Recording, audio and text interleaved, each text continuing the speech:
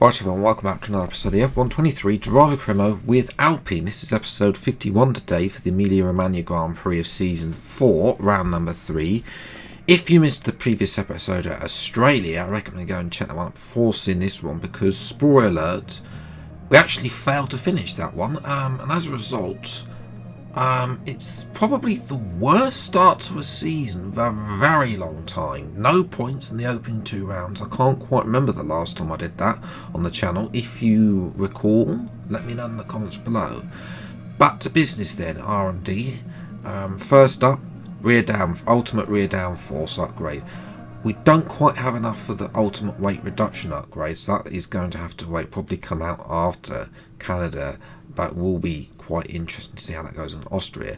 McLaren though have bought some upgrades, and that rear downforce upgrade has come in for this episode this weekend, the Imola. So we have made some ground, but we've also lost a little bit of ground on Mercedes and Aston Martin. But you know, we are still climbing away as well from everyone, and you know, just got to keep bringing upgrades, and eventually they're going to run out of upgrades, and hopefully we are able to then catch up. But we're going to move to qualifying then.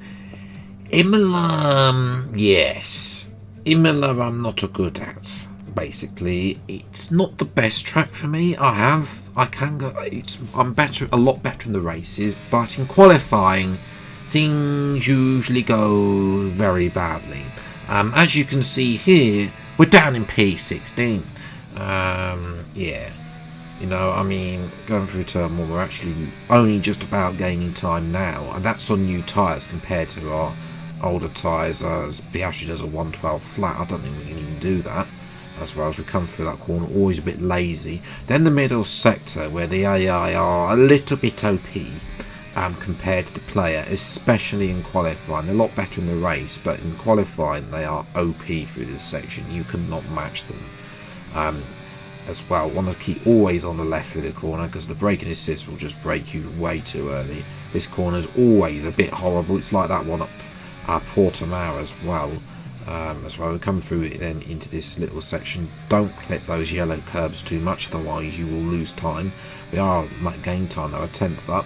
So we go down the hill now. This is the start and gaining time back that we lost against the AI, because of course they're through into these final corners. Don't take too much curb, otherwise you will lose time and have your time invalidated, of course. And as we go up to the line then, is this going to be anywhere decent? And the answer to that question is no. It's actually P17 as well. Great job by Teo Pourchaire though to be P4. So Teo is starting his loving life in his 3rd race, qualifying on the 2nd row alongside Tsunoda. As Ferrari, their lack of upgrades at the home Grand Prix has cost them. They're only 5th and 7th. It's McLaren 1-2, Red Bull only 9th and 10th. Forge power unit potentially showing its lack of power there. But yes, well, we'll have to see what we can do from 17th on the grid. Can we score points? We'll have to wait and see. Time for the race.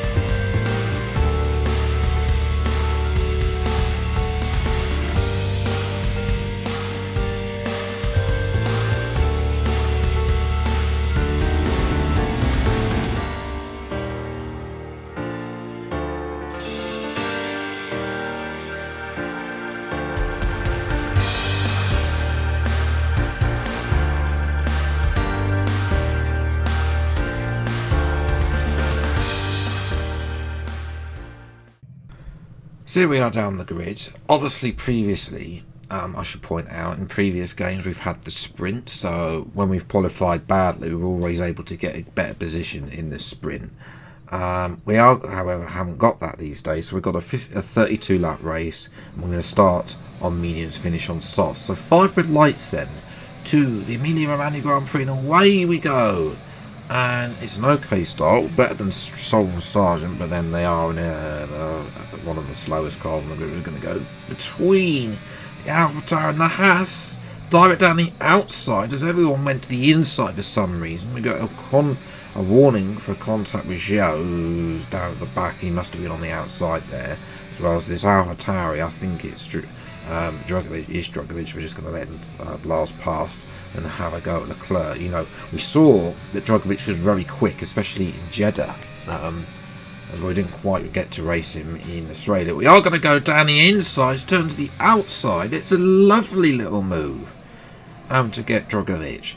You know, this is not an area where you really see overtaking. We haven't made the move work. We gave Drugovich just about enough state. You did have to take a little bit of the curve there. As well, there's been... Oh! Something's gone on with Verstappen. What happened to Verstappen? He had a lock-up and then went off circuit, came back on dangerously, allowed... I think that was Russell, Perez and myself to go past. We have got Leclerc. There were no yellow flags, so, you know, Leclerc just got blocked, and now we're going to blast past Sergio Perez on lap number 5, and it's a comfortable move as well. Meanwhile, up at the front, Alex Albon does lead this Grand Prix then, but he is on medium compound tyres, but obviously he is chasing his teammate Oscar Piastri as McLaren have this domination. Porsche is P3, having jumped Tsunoda at the start as well, so we're trying to gap these lot to the Ferraris, which is next with the cars and Russell, as Perez has a go at us. We forced him out there. So we're going to get a replay of this, show you a bit. It's going to be a bit lot clearer on what happened on board with Perez. So he has to go down the inside, and then at this point he has a little bit of a twitch, and we do leave him a bit of space, but then Verstappen comes in and just wipes out his front wing. So yeah, a little bit of non-wariness there from Verstappen, costing his teammate his front wing and Red Bull points there, as Russell breezes past Sainz, and then Russell is going to breeze past Ocon as well. So Ferrari, yeah, starting to struggle really, and they need to work on improving the tyre wear, because that cost them in Jeddah, where Sainz had to do, in Australia, when Sainz had to do a 2-stop compared to Ocon's 1-stop. So we'll see what happens later on, and you can see the top 3 have actually moved away. The 2 McLarens and Teo Porsche there, all within DRS range, swapping positions left, right and centre there as well. We've caught up to the 2 Ferraris who are now too busy squabbling between each other to sell their tyre wear. Must really be going on, so they're quarter distance only, and that's Ocon being forced out, and we're going to blast past him. So yeah, the Ferraris not working together, but then Sainz didn't quite work with me in season 3. You know, after what happened in season 3. If you haven't seen it already, then of course you can go and check that out. But we are going to get past Sainz. Hopefully, we have better tyres. Look at our tyre wear now. We're just coming up to quarter distances when the second Asia tyres, and we're just going to breeze past Sainz and crucially make that overtake after the DRS activation line as well. Verstappen tried to do the same on Ocon, but unlike me, Verstappen doesn't quite get it done at the is squeezed out by Ocon, but Verstappen will have DRS on Ocon and just blast past. Lap 15 then, first pit stops have been made by Porsche. Softs are off, mediums on, same for Piastri as well. So those two still will come out behind us.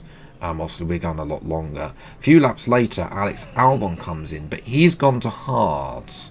So he started on mediums, gone to hards. Don't know why he's done that. I mean, you know, it's as bad as a 25% race on my previous careers when they used to do that, the 25% race. But yeah, jumping to lap 18, the tyre wear has been really good. You know, Jeddah seems to be a harsh track for tyre wear, which is very unrealistic as well. But yes, obviously it's about a question of where we're going to feed out, how many positions we're going to lose to, like, maybe Verstappen, the 2 Ferraris. We're not really in a fight with Russell and Norris, unfortunately. We're going to try and catch them up though. We have got 11 laps, but it's such an excruciatingly long pit lane here. There's Sainz and there's Verstappen. They're going to come out in front of Lawson as well, Lawson and De Vries. Not sure what's happened to Ocon. I think he's fallen behind and has some issues, but already we are trying to go fast. Not purple. The McLarens have got way too much pace for that, but we have got past Verstappen.